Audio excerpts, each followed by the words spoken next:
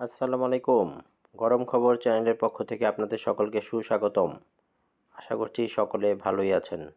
আজকের সংবাদ শিরোনাম: সর্বোচ্চ 25% মহার্ঘ ভাতা পাচ্ছেন সরকারি চাকুরিজীবীরা, আর বেতন বাড়ছে সর্বনিম্ন 4,000 টাকা। সরকারি চাকুরিজীবীদের জন্য বিশাল সুখবর। সর্বোচ্চ 25% মহার্ঘ ভাতার ঘোষণা আসছে। সর্বোচ্চ 7,800 এবং সর্বনিম্ন 4,000 টাকা বেতন বাড়বে। প্রথম থেকে তৃতীয় গ্রেডে মহার্ঘ ভাতা হবে মূল বেতনের 10%। চতুর্থ থেকে দশম গ্রেডের চাকরিজীবীরা পাবেন 20% মহার্ঘ ভাতা, আর 11 থেকে 20তম গ্রেডধারীরা পাবেন 25%। সরকারি কর্মচারীদের মহার্ঘ ভাতা এবারই প্রথমবারের মতো গ্রেড অনুযায়ী দেওয়া হবে। পেছনের গ্রেডে থাকা কর্মচারীরা তুলনামূলক বেশি হারে এ ভাতা পাবেন, যেখানে সামনের গ্রেডে থাকা কর্মকর্তাদের জন্য ভাতার হার হবে কম। অর্থাৎ কর্মচারীদের মহার্ঘ ভাতা কর্মকর্তাদের তুলনায় বেশি হবে। অর্থ মন্ত্রণালয় এই বিষয়ে একটি প্রস্তাবের খসড়া চূড়ান্ত করেছে, যা অনুমোদনের জন্য প্রধান উপদেষ্টার কাছে পাঠানো হবে।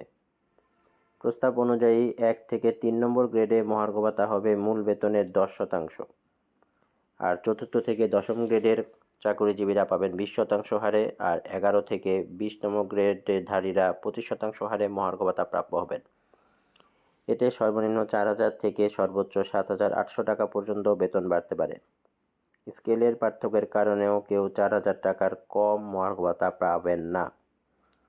তবে মহার্ঘ ভাতা কার্যকর হওয়ার পর আগের সরকারের দেওয়া 5% বিশেষ প্রণোদনার সুবিধাটি আর বহাল থাকবে না বলে জানিয়েছেন অর্থ মন্ত্রণালয়ের কর্মকর্তারা। তারা আরও জানিয়েছেন, পেনশনে থাকা কর্মচারীরাও এই মহার্ঘ ভাতা প্রাপ্য হবেন।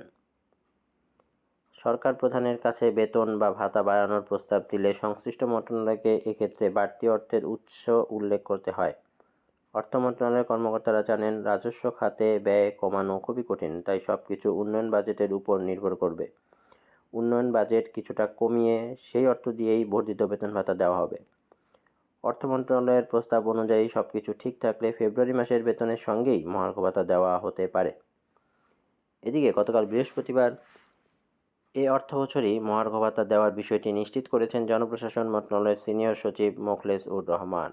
তিনি বলেছেন, আগামী 30 জুনের মধ্যেই কর্মচারীদের জন্য মহার্ঘ ভাতা ঘোষণা করা হবে। তবে ঠিক কত শতাংশ মহার্ঘ ভাতা ঘোষণা করা হবে সে বিষয়ে কিছু জানাননি জনপ্রশাসন সচিব। জনপ্রশাসন সচিব আরও বলেন, মহার্ঘ ভাতা নিয়ে 2টি সভা হয়েছে। এদিকে সরকারি কর্মচারীদের সর্বশেষ পে স্কেল দেওয়া হয়েছিল 2015 সালে। এরপর আর বেতন বাড়েনি তাদের, অথচ নিত্য প্রয়োজনীয় দ্রব্যের দাম বহুগুণে বেড়েছে। সরকারি চাকরিজীবীদের দৈনন্দিন খরচ বেড়ে যাওয়ায় মূল বেতনের সঙ্গে নির্দিষ্ট হারে মহার্ঘ ভাতা দেওয়ার সিদ্ধান্ত নিয়েছে সরকার। মূল্যস্ফীতির সঙ্গে সমন্বয় করতে দীর্ঘদিন ধরে সরকারি চাকরিজীবীদের দাবি ছিল মহার্ঘ ভাতার। এরই পরিপ্রেক্ষিতে অন্তর্বর্তী সরকার মহার্ঘ ভাতা নির্ধারণে কমিটি গঠন করে। কমিটি এ বিষয়ে অর্থ মন্ত্রণালয়ের জারি করা আদেশে বলা হয়েছিল, সরকারি কাজে নিয়োজিত জাতীয় বেতন স্কেল 2015 এর আওতাভুক্ত কর্মচারীদের মহার্ঘ ভাতা সংস্থানের বিষয়টি পর্যালোচনা করে সুপারিশ করার জন্য এ কমিটি গঠন করা হয়।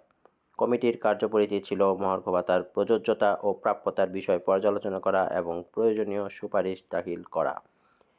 তো ভিডিওটি কেমন লাগলো? আশা করি ভিডিওটি ভালো লেগেছে। ভালো লাগলে অবশ্যই চ্যানেলটি সাবস্ক্রাইব করবেন এবং ভিডিওটিতে লাইক দিয়ে আমার পাশেই থাকবেন। ভালো থাকবেন। আসসালামু আলাইকুম।